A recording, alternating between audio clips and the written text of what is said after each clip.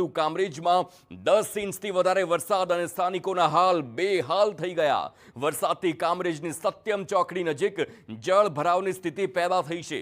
આ ધોધમાર વરસાદને પગલે નીચાણવાળા વિસ્તારોમાં જળ ભરાવ છે। મુખ્ય માર્ગો પર પાણી ભરાઈ જતા વાહન વ્યવહાર ठप थयो छे।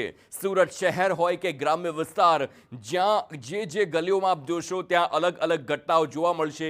क्यांक वाहनो खोटकाई रह्या छे, क्यांक सावचेतीना भागरूपे वाहनोने रिवर्स लेवामां आवी रह्या छे, क्यांक विद्यार्थीओने बचाववामां आवी रह्या छे, क्यांक ट्रेक्टरना माध्यमथी रेस्क्यू चाली रह्युं छे, क्यांक एम्ब्युलन्स फसाई छे, क्यांक पोलीस स्टेशनमां पण पाणी भरायेला जोवा मळी रह्या छे।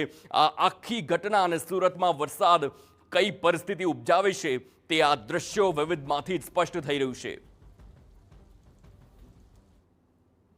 સુરત જિલ્લામાં અનરાધાર વરસાદ વરસી રહ્યો છે। ખાસ કરીને કામરેજ તાલુકામાં સૌથી વધુ વરસાદ ખાબક્યો છે।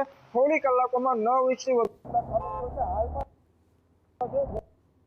રસ્તાઓ છે તે જળમગ્ન થઈ ગયા છે। સીધા દ્રશ્યો જોઈ શકો છો કે કામરેજ ગામ નજીક જે સત્યમનગર ચોકડી આવેલી છે, આ સત્યમનગર ચોકડી પાસેનો જે મુખ્ય રસ્તો છે તેના પર ઘૂંટણ સુધીના પાણી ભરાઈ ગયા છે, જેને પગલે કાર હોય, બાઇક હોય, મોપેડ હોય, જે નાના વાહનો છે તેને કયા પ્રકારની હાલાકીઓ ભોગવવાનો વારો આવી રહ્યો છે। જે વાહનો છે તે હાલ જે પાણીમાં બંધ થઈ રહ્યા છે, જેને લઈને જે વાહનો છે તેઓને દોરીને અથવા ધક્કો મારીને આ રસ્તો પસાર કરવાની મજબૂરી લોકોને પડી રહી છે। ત્યારે જે રીતે કામરેજ તાલુકામાં વરસાદ ખાબકી રહ્યો છે, જેને લઈને જનજીવન પ્રભાવિત થયું છે। ઠેર ઠેર રસ્તાઓ પર પાણી ભરાઈ ગયા છે, નીચાણવાળા વિસ્તારોમાં પાણી ભરાઈ ગયા છે, જેને લઈને લોકોને ખૂબ જ મુશ્કેલી ભોગવવાનો વારો આવી રહ્યો છે। ત્યારે જે પણ તંત્રના માણસો હોય તે વરસાદી પાણીનો નિકાલ કરાવે તે ખૂબ જ જરૂરી બની ગયું છે। જે પ્રી મોન્સૂન કામગીરીના દાવા તંત્રના હતા તે દાવાઓ હાલ ખોટા સાબિત થઈ રહ્યા છે।